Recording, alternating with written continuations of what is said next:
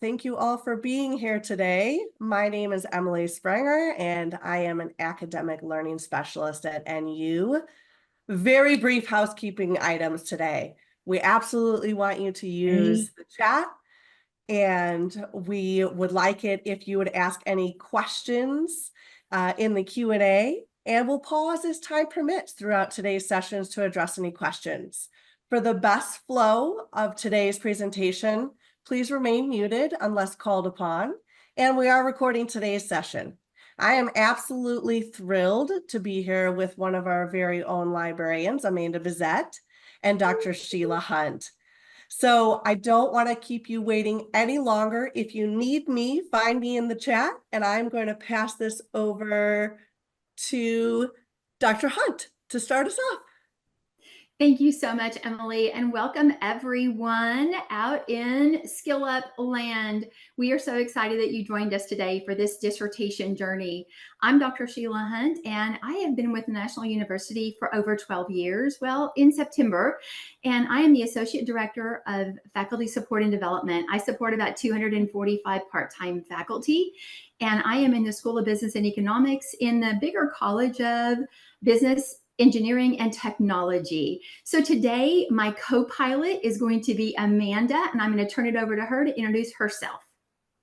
Hi, everybody. My name is Amanda Bizette. I am the Graduate Student Success Librarian here at National University, where I've been a little bit over 11 years now in my role as a librarian. I'm also a doctoral student myself, which is one of the reasons why I'm so excited for this presentation on your dissertation journey. I am by no means an expert on finishing a dissertation at this point, but I am an expert on the resources and support tools that you will use along that journey. And I'll be pointing out some of those today during our presentation.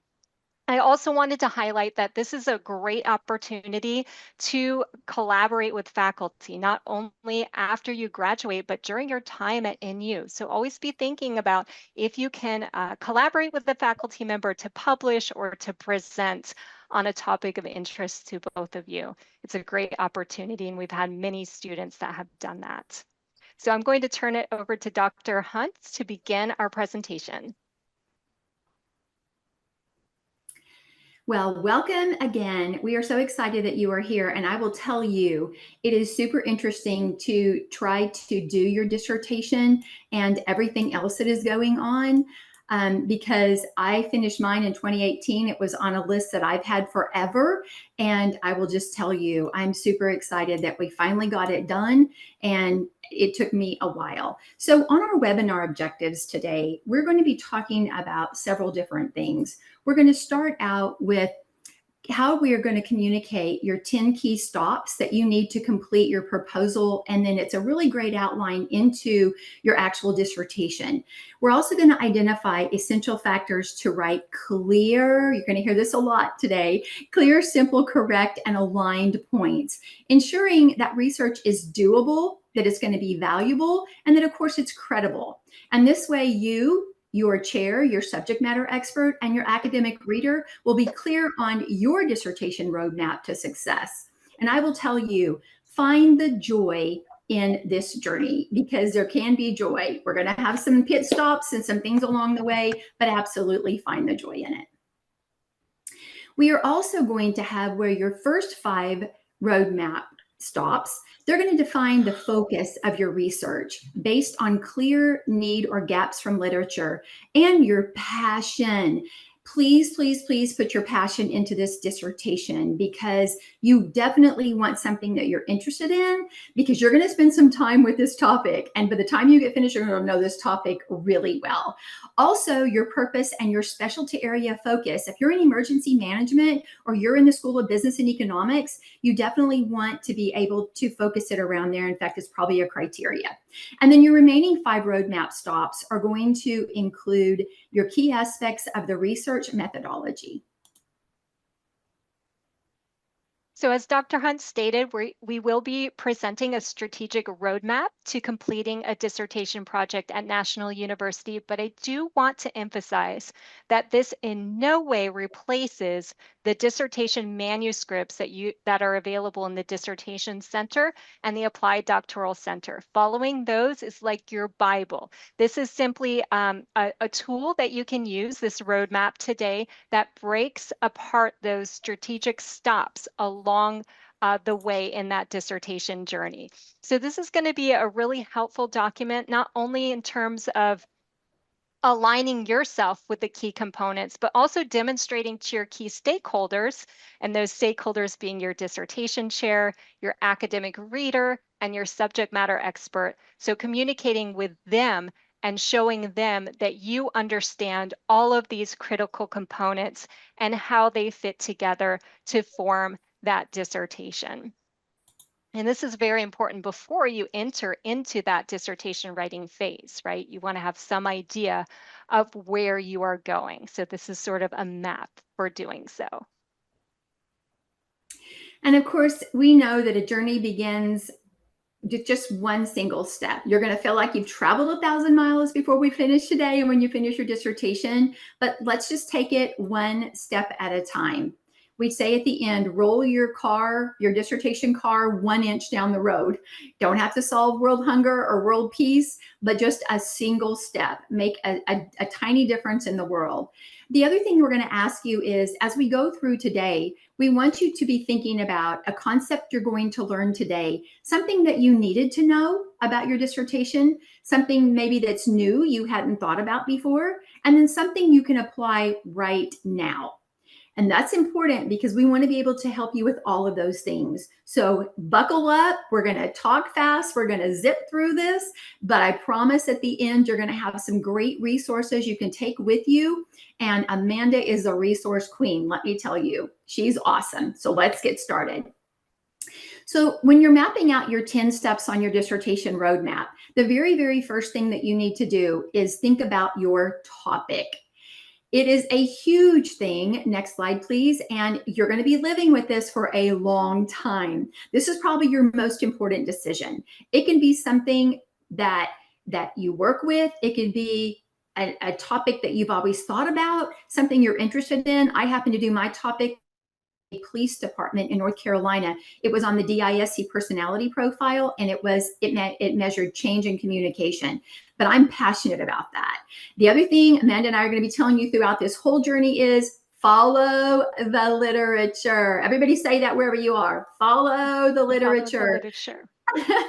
I was working with a doctoral student about a month ago, and she works in a small municipality, and she's been getting grant requests. Well, all of a sudden, guess what? We changed over into electronic grant requests. That's where the application was, and grant submission went way down. So she wanted to do her dissertation on that and how that influences things. Well, guess what? We follow the literature. Not a lot of literature out there for that. So we've kind of morphed it a little bit. And the next slide, please. And so here's what we recommend that you do. Identify a broad topic area to research based on, those clearly defined pieces from the literature you're interested in, personal passion, and also future career purposes potentially, because that's what you're going to be doing. You're spending lots of time. And hey, I'm going to give you a really quick secret.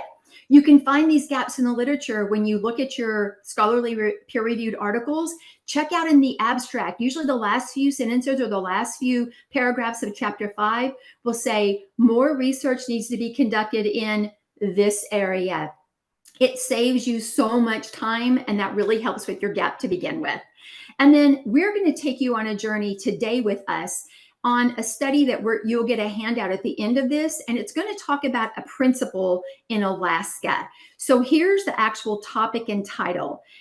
This is the relationship of servant leadership. And by the way, a lot of people do servant leadership. So I would really think long and hard before you do that one. But anyway, there's a lot out there. So servant leadership principles in principles, and how does it affect culture and student performance? And here's another thing Amanda and I totally want you to do. Keep a log, or for your journey. And she's going to talk a little bit more about that. Don't edit yourself, put all your ideas down. And next, we'll turn it over to Amanda.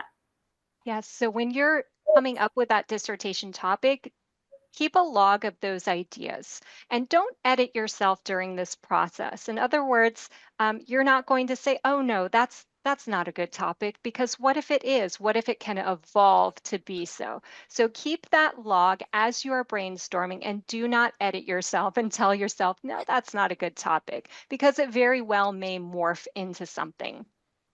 Also, throughout the presentation, you will see some of these resources roadmap slides that I've put together, because these are some of those crucial support areas to support you along these strategic stops within your dissertation journey, starting with the research topic here. So the library does have a great guide, comprehensive guide on finding a research topic. I recommend you check that out, and you are going to be getting a copy of this presentation with these hyperlinks.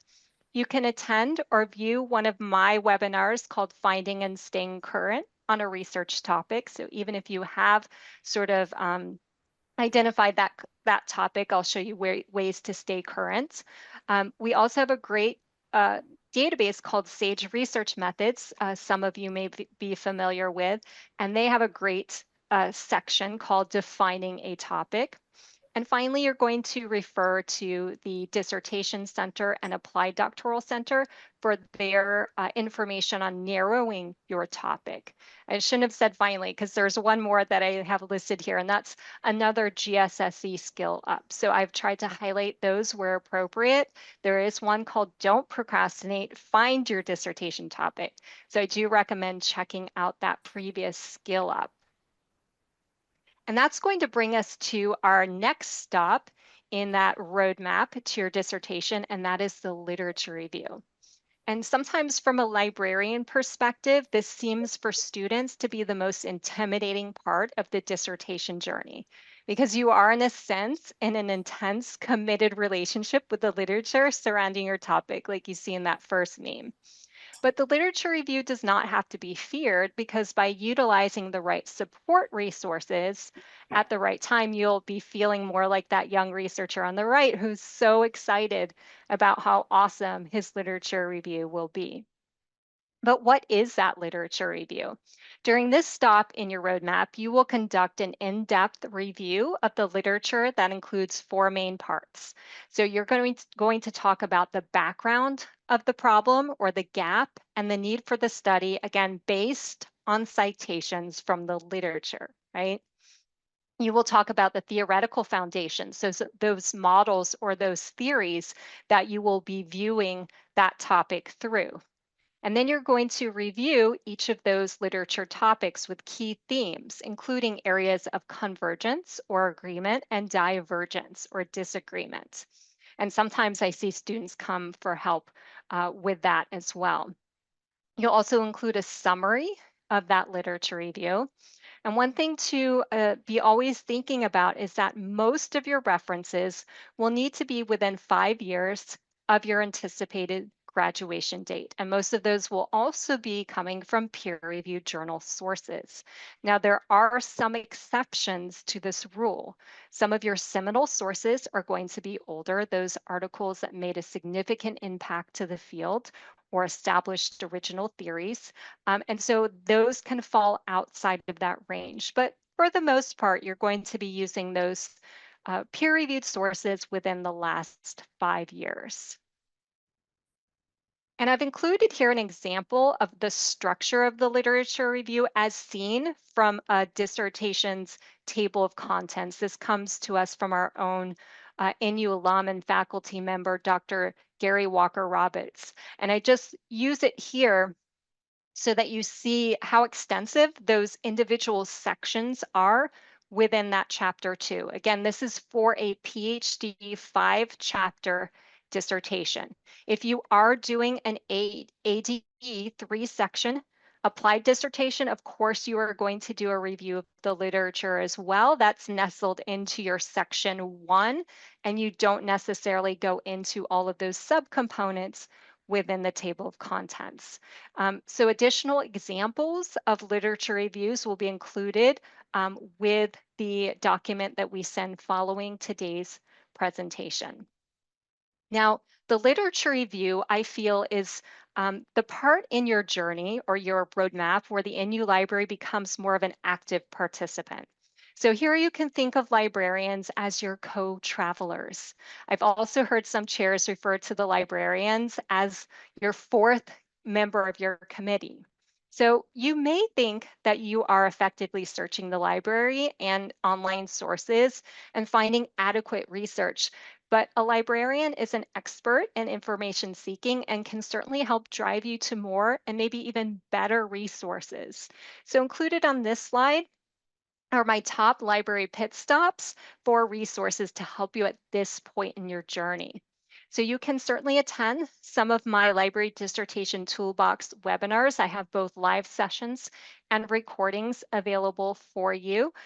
We do have some great library guides on the literature gap, future research, finding seminal works, researching theoretical and conceptual frameworks, exhausting the literature. That's huge, right? How do I know that I've done everything to discover this literature? So exhausting the literature is important. You're going to hear this several more times during this presentation, but please, please look at completed NU or NCU dissertations for examples of those literature reviews. How did these students structure it? How much information did they put into it? You can access ebooks in the library on conducting literature reviews. We have one called Conducting Your Literature Review, the Literature Review in 6 Steps, Writing the Literature Review, a Practical Guide. So all of these are available in the library, and if you need help finding any of those, you're welcome to reach out to us. My next tip is please, please use interlibrary loan to expand your research, because the truth is no library can provide every published resource under the sun, right? But it's your job to turn over all of the pertinent research as it relates to your topic. So you want to discover articles, even if that full text is unavailable. That way you can use our interlibrary loan system. It's free. It usually just takes 1 or 2 days. It's a great way to expand your research for your lit review. And as Amanda's going to, Go I'm ahead. sorry, Oh, she's no. going to the next. Well, she's going to the next slide too. I just want to reinforce what she said about finding other NU dissertations that have already been published. They already have doctor in front of their name. And I will tell you, when I was starting out on my dissertation, I took chapter 1, the first part of it, the first section. I put it on one document. I put mine on another, and I summarized. I looked after theirs. I patterned mine after theirs. I did my own work, of course, but theirs is a go-by document. Use those. Absolutely use those. Right. Like Dr. Hunt said, it's looking at the pattern, the format, not about the content that's included, but just seeing how they formatted it can be so helpful, not only for the lit review, but for other sections as well, like your methodology and your design, which we'll talk about. But the last tip here is scheduling a one-on-one doctoral research consultation with myself or one of my colleagues to further delve into that research topic, because really, when you see a librarian demonstrate something as it relates specifically to your case, it's really going to stick with you a lot longer and be more impactful. And I know Dr. Hunt has something to say about those consultations as well. Or maybe not. The pilot study or Yes, yes. We did a pilot study with several focus groups in the 7,000 dissertation block. And I will tell you, when we were asking them about those 5 courses pre-doctoral, the amazing thing they first said was, they made us have an assignment where we had to go and meet with a librarian. And they said, and now it blew our mind. We loved it. They were the best ever. It helped us get through our dissertation. So I absolutely implore you to meet with our librarians and use every resource possible, because number 1, they're fabulous, but number 2, it will help you on your dissertation journey way faster. Thank you, Dr. Hunt. And Do then this you next, do you mind, Amanda? I must reiterate, as a doctoral candidate who's moving very close to the IRB, Yay. Amanda and her team are just absolutely wonderful. And when I was at the beginning of this process, it's overwhelming. And Mhm. frankly, even since it had been so long since I completed my master's, even just completing a search with Yeah. um, the right Terms. component, right terms, yes, just to get exactly what I needed. And Amanda helped empower me to be a better researcher in that respect, and also saved a lot of headaches. So I guess, express how wonderful that is as a resource. And I truly hope people take advantage or utilize it as students, not even just for the doctorate program, for their bachelor's or master's as well. So anyway, Yeah, I'll pause there. definitely. Thank you. No, thank you for that, Emily. And I love the word empower. So I'm so glad you felt empowered. There are other areas of the university that can help empower you as well. So I've included those on this In You resources roadmap. So the previous slide, all about the library, right? We really emphasize library help, but take a look at these resources from the ASC, the Doctoral Center, the Applied Doctoral Center, and there are a ton of other GSSC skills up that are specifically related to the lit review. So I do recommend seeking those out. I have those hyperlinks there. You can look on their YouTube channel there. So that is bringing us to our next stop in your dissertation roadmap, and that is your problem statement. And you might anticipate that this is going to be a very quick pit stop, right? You know what the problem is that you want to research. However, that's not always the case. Sometimes this stop is a bit longer and anticipated. Mhm. And the reason for that is that your problem, you've heard us say this before, must be grounded in the scholarly literature, right? Fascinating. So, what's the problem? What's the problem as it is stated in the literature? Because you may have observed problems in your workplace, in your life that are very significant, very important to you, but unless the scholarly literature agrees that that is a problem, you may need to spend a bit more time at this point in your strategic roadmap. So what is that problem statement?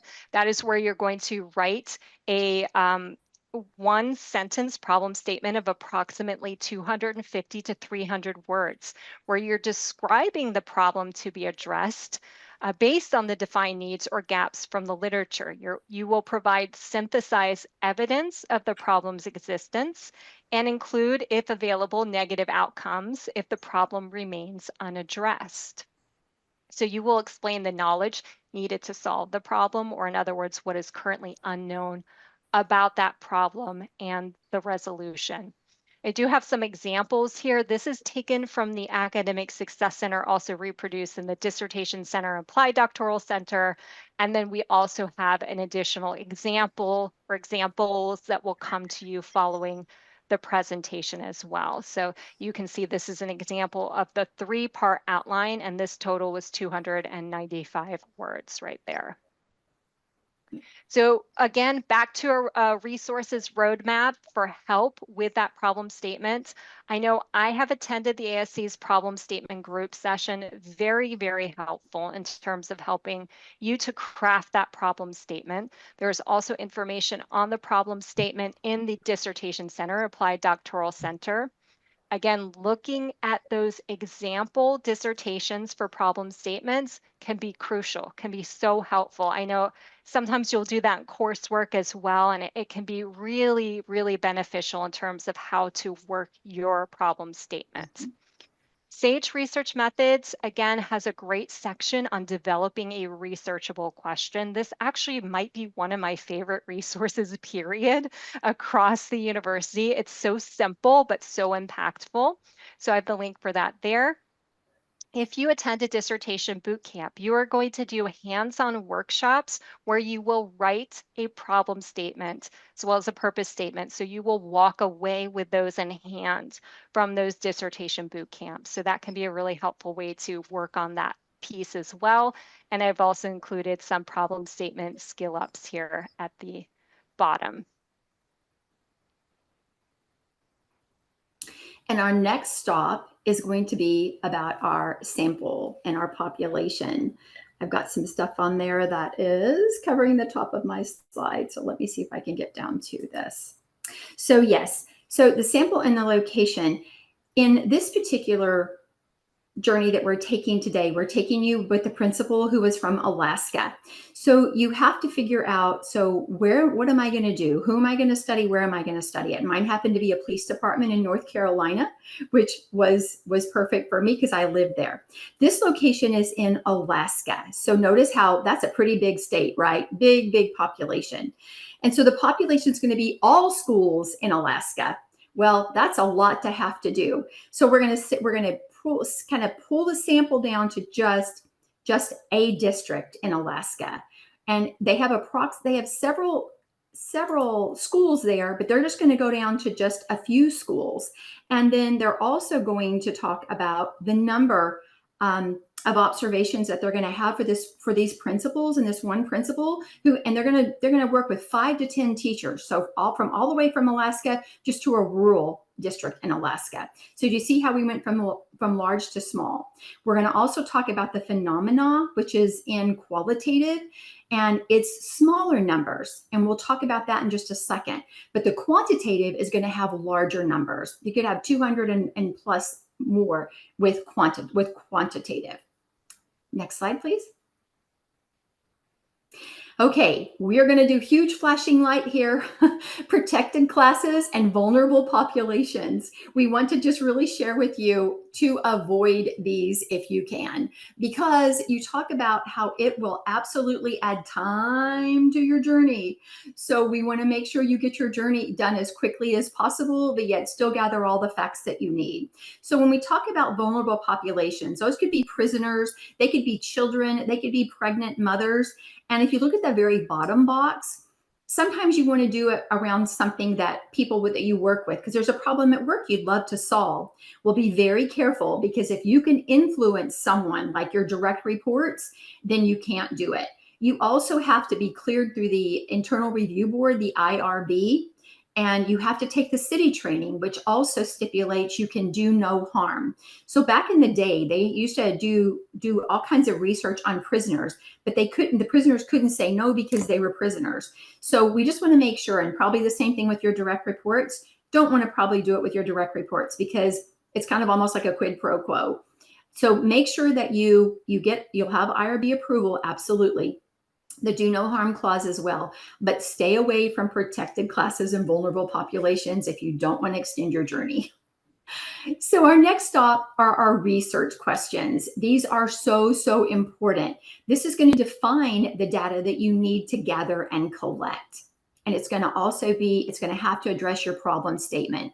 So here are 3 research questions, research question 1, 2, and 3. I'm not going to read them all because I'll let you read some of them. But so the first one's going to be, what is the relationship between teacher, perceived principal servant leadership characteristics, and teacher perceived school culture? So if you read all 3 of these, here's my caution to you. So this person on this qualitative study chose 3 research questions. So on the next slide, Amanda and I wanted to point out to you, here are some things you have to think about for every question you write. And sometimes people want to answer 6 questions. Ooh, I would really think hard about that. I happen to do too. Mine was with communication and change. And that's what I limited it to, because look at the words in green. All of these things in green are going to have to be not only in chapter 2 lit review, they're going to have data collected for them. They're going to have to have results for them. And you're going to have to define relationship, teacher, perceived, servant leadership, school culture, student achievement. All of these things you're going to have to deep dive with Amanda in the library, in the lit review, because you're going to have to find seminal work for this. You're going to probably have to find theories, all those things. So again, don't try to solve world hunger or world peace with your research questions. I did too, happy with that, because the more research questions you have, the more things you're going to have to do with data and everything. Okay, so the next part you have to decide on our 6th stop on our journey is, am I going to do quantitative? And that's going to be with hypotheses and variables, or do I want to do qualitative? And that's more with phenomena. So here's how we look at those. So you're going to have to mold your your questions around qualitative, quantitative, and if you want to do phenomenon, or if you want to do all kinds of other things with hypotheses. So let's look at the qualitative. So typically qualitative starts out with, it is not known if, and then you're going to say, so here in the principles journey that we're taking with him, if there is a relationship between the, let's see, the level of principal servant leadership, oh my gosh, and then the chat comes up. So let's see, behavior and the characteristics. And also there's a lot in this one as well. I probably would reword this if it were me, but this is an example that we have been given that we're using. And school climate, as it's actually perceived by teachers, demonstrated by the principal. So do you see how some of these are kind of difficult to measure, but don't fear. There's all kinds of instruments out there to help you. So on the next slide, let's look at a couple of the hypotheses. If you're doing quantitative, then you're going to use hypotheses and variables. So on this first one, look at the difference. So they're worded the same except the very beginning. There is a significant relationship, or there is not a significant relationship. And that's what you're going to have to figure out with your hypotheses. And that's in the relationship between the principal's servant leadership characteristics as perceived by teachers and as measured by, here's two instruments here, SLAI and student achievement, and measured by the SIVS. Those are instruments that you can actually use when you collect your data. Next slide, please. So Dr. Hunt introduced the idea of qualitative versus quantitative research questions, hypotheses, and variables. And that moves us right along in our direction to the methodology and design stop in our dissertation roadmap.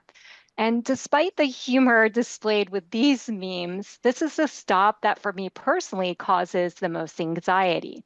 I feel like I can easily tackle a literature review and help you to do so successfully, but I'm less confident on that methodology and design. But that's okay because we're new researchers, we're baby researchers learning to be researchers, and we're going to get to where we need to be by taking advantage of the key support resources at NU. But what is this stop in the journey? During this stop in your dissertation roadmap, you will describe the selected methodology and specific research design to address your problem statement and research questions. So like Dr. Hunt stated, you'll determine if that's going to be qualitative or quantitative, and that's based on the best approach for the research, the size of the sample you can get access to, the availability of data collection tools and sources, as well as any time constraints put on you by this dissertation degree, right? And for that reason, mixed methods research is generally not feasible for NU dissertations. However, keep in mind that you are the copyright holder of your dissertation, whether you register it as such or not. And that means that you can decide how your dissertation may be made available post-graduation. Is it going to be reworked into a book, divided into a few journal articles? Are you going to present a poster at a conference? You can do all of these things, but that also means that you can continue to build upon your existing research, right? And therefore, you could conduct a mixed method study then, but wait until then. Also in the Amanda, methodology, yes. I'm so sorry to interrupt. I know you're It's sharing your okay. screen, so you can't see that I'm unmuted. But I do want to mention, I'm so glad you mentioned this mixed method because it did come up in the chat. So if you wouldn't mind, someone had mentioned, what if I'm a little, what if I'm a little on the crazy side and want to do a mixed method research project for their dissertation?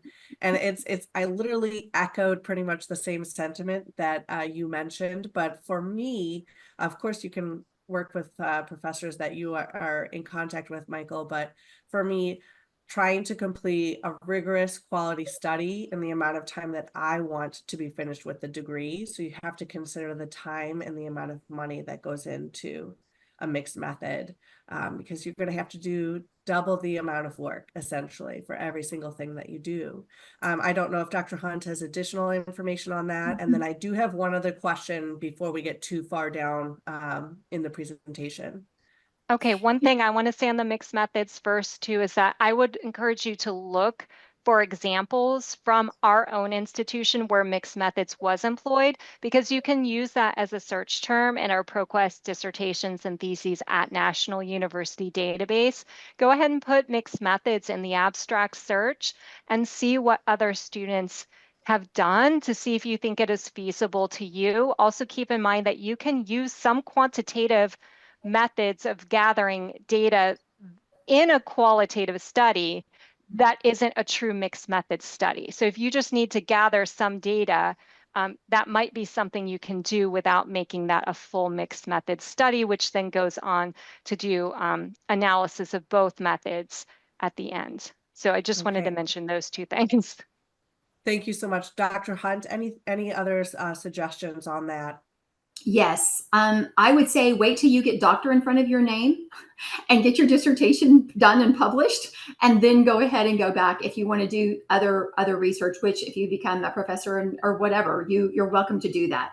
Some of our colleges at NU do ask you to do mixed methodology. So it just depends. I'm not saying that absolutely don't do it, because there's definitely benefits. However, I used a survey instrument. I used a personality profile. So you can still use some things, what Amanda said, but honestly, it takes so much more time, so much more approval. You're duplicating, you're basically kind of writing two different sets of chapters in a way, because it's so much more work. So honestly, as new researchers, and you're to get your dissertation that rolled out tire 1 inch down the road, do it the path of least resistance, and mixed methodology will take you so much longer. I just did qualitative. It took me 5 years, and I was pretty diligent. So I'm just sharing with you. I've worked with people who've been in 9 years, and one of them did mixed method, and she's still ABD. She did all but dissertation. So please, please, please just take the path of least resistance and roll that car 1 inch down the road. You don't have to solve world hunger. So I would avoid it at all costs if I could. Thank you And so much Emily, for you said your there was a opinion on that. question too, Emily. Yeah. Yeah. So the other question was, remember when we had a few slides back, you don't have to go there, but you showed some examples of problem statements, and then you had highlighted some of the words that you would need to come back to. How do you determine that you would have to speak to those words later in the dissertation is the original question. So yeah, and Almost. Dr. Hunt? Uh-huh. In chapter 1, you'll have and 2, you'll have a list of words, important words and terms that you're going to use throughout your dissertation. And just know that every one of those terms is going to have literature review behind it. What does the literature say about perception, about student achievement, about principles, about school culture? Because that's part of what the lit review is. It takes that word bank those important terms that you used in chapter 1, and then you literally review and define all of that. So that's why I'm saying for every term and part you want to bring in, you're going to have to define it, review it, have scholarly backup with it with peer-reviewed articles. Then you have to have data collection for it, and then you have to put out your results for it, and then all of those things. So that's why I'm just really cautioning you when you start, and that's what your professors and your doctoral professors are here to help you with, and the librarians and all of us. That's what we're here to help guide you through, because for everything you write down, you're going to have to review it and collect data for it and report out on it. Thank you so much, Dr. Hunt. I appreciate it. And the attendee also said thank you so much for addressing that.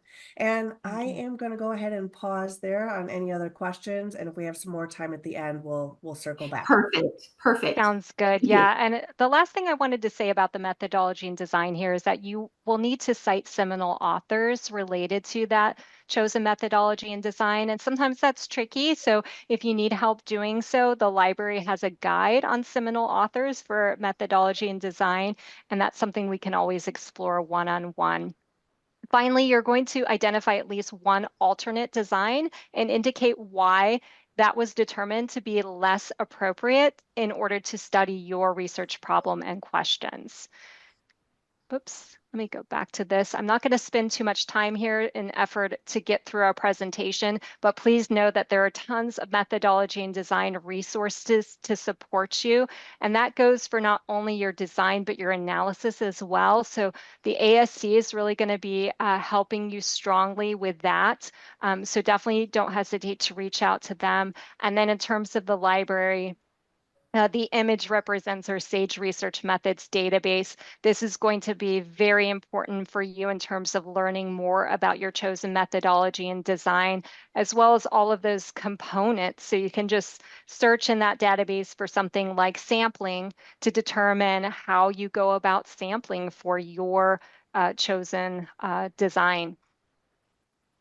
And that's going to bring us to our next stop, which is our purpose statement. And you might be thinking, well, why did this not immediately follow the stop that was the problem statement? Well, your purpose statement is going to rely on your knowing what research methodology and design you will be using, which is why we've positioned it here on the map.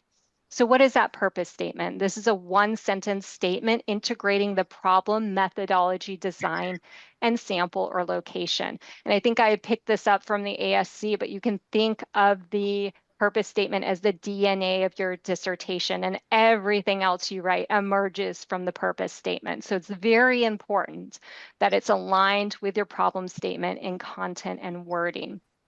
We have sort of an example here, or more of like a Mad Lib, like a fill in the blank on this last bulleted point.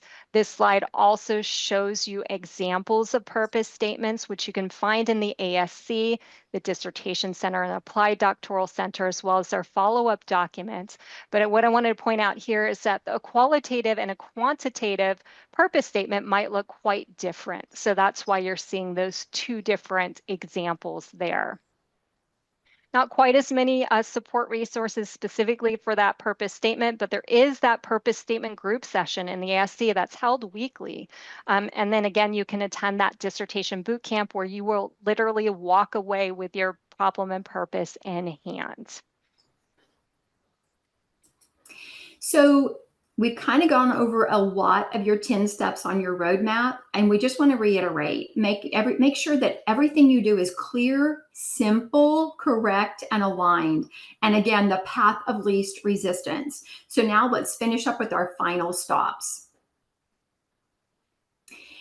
Our stop number 9 is data collection. We just talked a little bit about all those terms that you asked about that we highlighted. So now we finally have arrived. We've gotten IRB, we've had city approval, we've done our city training. Now we've talked about our how we're going to collect our data. So next slide, please.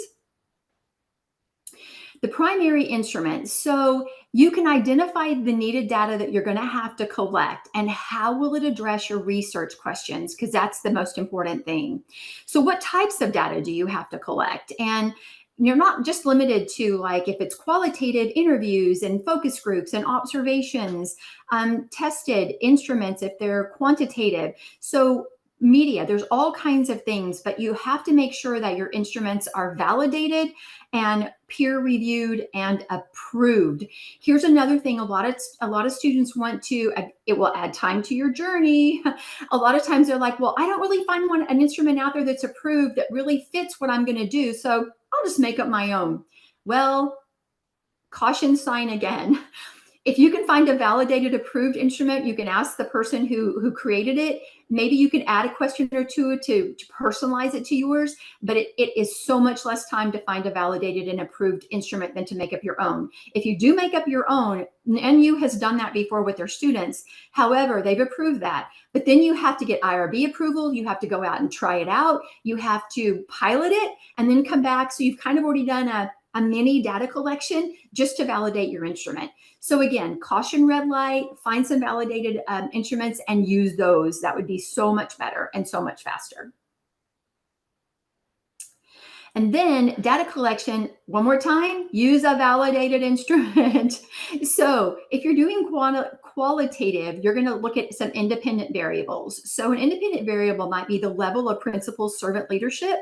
characteristics, behaviors, and then the data will be collected using one of the standard instruments or surveys that measure the servant leadership style. So see, it's already a standard measurement, and it looks like you've got your citation at the end of the sentence, and it was theirs. It measures 6 to 10 dimensions currently used for similar studies.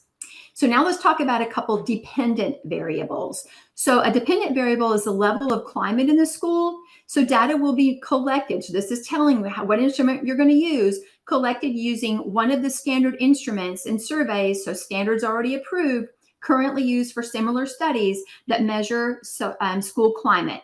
So, and it's by measuring the different dimensions of the climate. So do you see the citations at the end of the sentences for both dependent? It means that they're already approved and validated instruments, saving you a lot of time on your journey.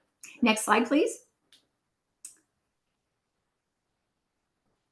So this brings us to our next NU resources roadmap for your data collection.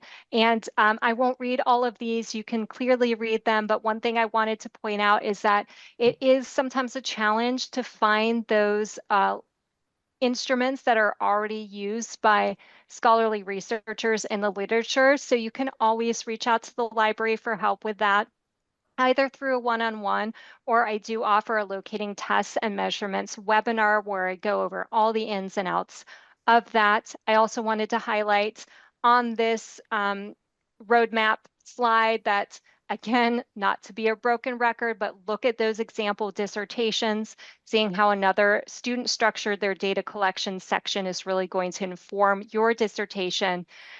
There is also an IRB guide to online surveys and questionnaires. So if you are interested in doing an online survey or questionnaire, make sure to absolutely check out that page.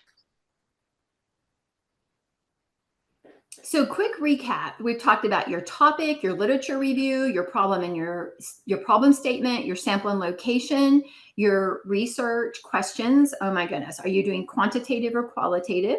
We've talked about the method and the design. We've also talked about your purpose statements, your data collection now, your instruments. And so let's go to our last and final stop on our journey today. Data analysis. Woo, you have done your data collection and now you have to analyze it and figure out what your results are. Next slide, please. So on this slide, I kind of gave you some qualitative verbiage here. Coding. In Vivo is a program that you can use, and it's actually free to our students. So all these kinds of things where you have to figure out how to code, and Vivo was great with that. Let me just tell you, I think I had over 800 codes from all of the data that I collected. You're going to identify the appropriate data analysis based on your design to be used to answer your research questions, and then you're going to address the problem statement. These are qualitative. On the next page, the next slide, these are some quantitative. You're going to test your hypotheses and research questions. You're going to have inferential statistics. You're going to test for univariate outliers. So this is kind of more of the quantitative section. So I want to be able to get to some questions. So we're going to go and go to the next slide. So we just want to give you a very high level, roll your dissertation car 1 inch down the road. Don't try to solve world hunger, no mixed methods or protected classes or populations. Use a validated existing instrument. Follow the literature. And again, I think 75% of your sources, your references, have to be within the last 5 years. And I love this one. Amanda and I were kind of giggling over this, but if you get tired, learn to rest. Don't quit. We don't want you to go through all this work and maybe all but dissertation. You can do it. Yes, you absolutely can do this. We thank you for coming on this journey with us today. Remember, you have lots and lots of help resources available to you. I know it was a lot in this presentation, but refer back to it for all of those hyperlinks. And please know that no one journeys alone at NU. We are here to support you. And our last thing we'd like to ask, we kind of teed this up at the beginning. We want you to share your need, your new, and your now. So what was something during this session on this roadmap journey that you learned that you needed to know? And then something that was new. Gosh, I didn't know that, but I'm glad I do now. And then what's something you learned that you can apply right now? If you would, please put that in the chat and we'll record those. And maybe Miss Emily has a few minutes to read a couple. Thank you, everyone, Yes, and good luck thank on your you. dissertation journey. Oh my goodness, and a journey it is. And of course, you're welcome to add that in the chat. We've already had several people who have mentioned visit the library more. Yes, I Yes. understand that. And we've already had lots of thank yous for today's presentation. Someone didn't know about NVivo or the weekly dissertation podcast. What else do we have? Love my librarian, Zoanne says. Absolutely. All of this was needed, so thank you so much. I definitely want to thank Amanda. Thank you so much for being here, sharing your knowledge. Dr. Hunt, thank you for taking time out of your extremely busy schedule and giving us some time here in our Skill Up series. We are very grateful for that. And until the next time, I want to wish you all well on your academic journey, and don't hesitate to reach out. Take care.